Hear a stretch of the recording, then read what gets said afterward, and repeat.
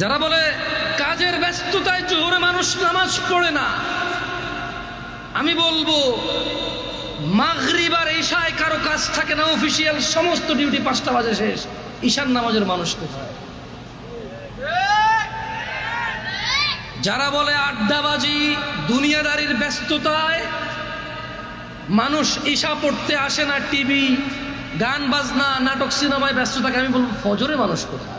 তখন তো টিভি চলে না কোথাও, পৃথিবীর কোথাও কোনো ডিউটির টাইম নাই ফজরে। চৌকিদার ছাড়া, কে ছাড়া? চৌকিদারে ছাড়া আর কিছু মানুষ রাস্তাঘাটে সিএনজি অটো চালায়, ট্রেন আসবে বাস আসবে মানুষকে ট্রান্সফার করবে, ওই লোকগুলো ছাড়া তেমন কারো কোনো কাজকর্ম নাই। তাহলে ফজরে মানুষ কোথায়?